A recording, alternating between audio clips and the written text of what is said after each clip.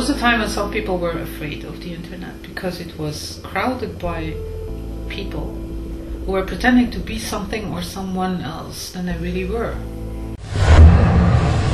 There's this great cartoon with, as the text goes, on the internet nobody knows you're a dog, and it is actually a dog who's using the computer.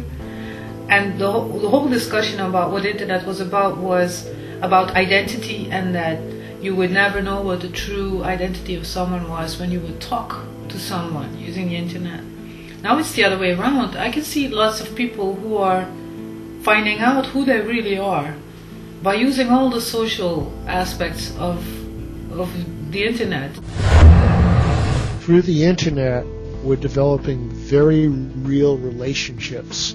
And replaying to my book is the fact that we are creating our own global neighborhoods along shared lines.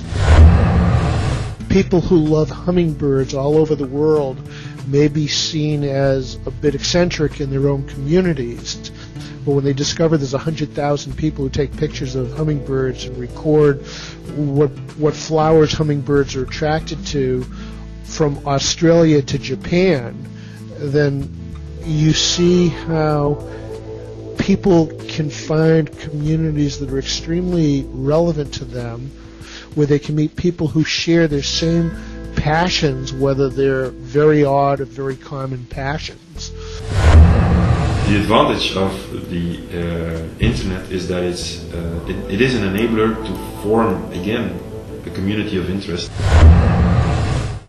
If you look at the use of, for instance, blogs or people who are adding information to Flickr or to MySpace, it's only a percentage of people who are the media.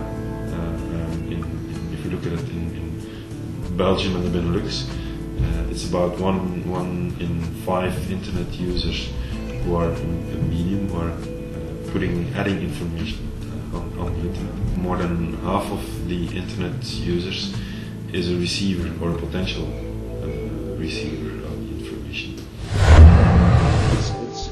It has become an integral part, I think, of our everyday life. If you got back from a holiday, you don't drop by anymore and show the pictures. You just upload the pictures and send them an URL, where they can check them out. The luxury that you have now to have your close friends really close, even if they're in a different country, and to be able to get some kind of a response within seconds instead of within days, that's something really valuable. And the sad thing is that most of us don't realize this, but it's really something to cherish. And I think most of us only realize this when for some reason their connectivity is cut off. One of the things going on is global neighborhoods, getting to the point where people can bypass the marketing messages of big companies, and they can bypass the political messages of big governments, and they can just talk to each other.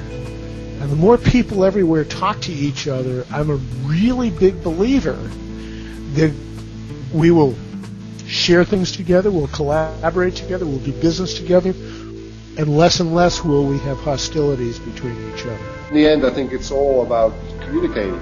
It's especially about the internet. I'm